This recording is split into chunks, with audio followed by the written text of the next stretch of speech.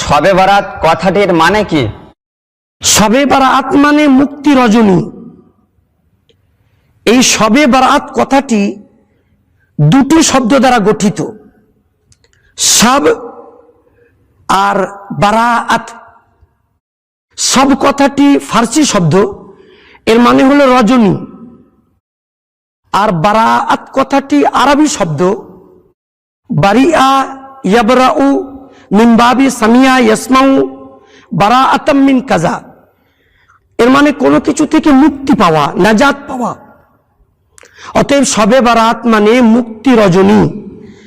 যেহেতু এ রাতে বান্দারা গুনাহমুক্ত হয়, আল্লাহ তাআলা অসংখ্য বান্দাকে জাহান্নাম থেকে মুক্তি দেন, তাই এ রজনীকে শবে বারাত তথা মুক্তি রজনী বলা হয়। এক শ্রেণীর মানুষ বলে মধ্যে কোনো কিছু নাই। আল্লাহ রসুল, আল্লাহ রাব্বুল আলামিনের কুরআন এবং রসুলের সুন্নাহর মধ্যে এখন কিছু মানুষ মনে করলে যে শবে বরাত বলে কোনো কিছু না, আমরা এতদিন পর্যন্ত করে আসি। হুজুর কি বলে? আসলে এই শব এবং বরাত দুইটাই ফার্সি শব্দ। আল্লাহ রাব্বুল আলামিন আর তো ফার্সি ভাষায় পবিত্র কুরআন নাযিল করেন নাই, করেছেন?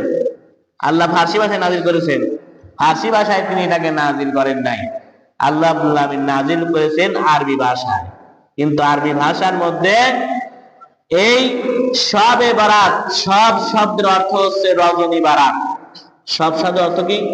রজনী বারাত। আর বারাত শব্দের অর্থ হচ্ছে ভাগ্য, যেখানে মানুষের কি হয়? ভাগ্য নির্ধারণ হয়। আল্লাহ রাব্বুল আলামিন শবে বারাত শব্দ দিয়ে আল্লাহ রাব্বুল আলামিন কুরআন রাব্বুল আলামিন একটা শব্দের ক্ষেত্রে রাব্বুল আলামিন কোন আয়াতে শবে বরাত শব্দ ব্যবহার করেনি। রাসূল সাল্লাল্লাহু আলাইহি সুন্নাহর মধ্যে ব্যবহার হয়নি। তবে রাসূলের সুন্নাহর মধ্যে যেটা ব্যবহার হয়েছে লাইলাতুন নিসফু মিন শাবান, যেটা এই যে আজকে রাত হবে, আজকের রাতটা হবে 14-15 তারিখ আরবি মাসে। এই যে 14 এবং 15 নম্বর তারিখ লাইলাতুন নিসফু শাবান, লাইলাতুন নিসফু মিন শাবান।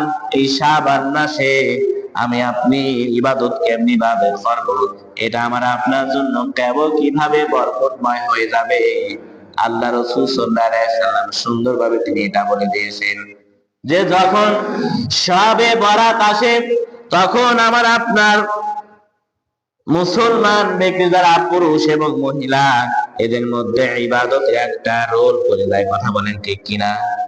ইবাদতের একটা রোল পড়ে যায়। মানুষগুলো জিজ্ঞেস করে যে হুজুর কিভাবে রোজা রাখবো, কয়টা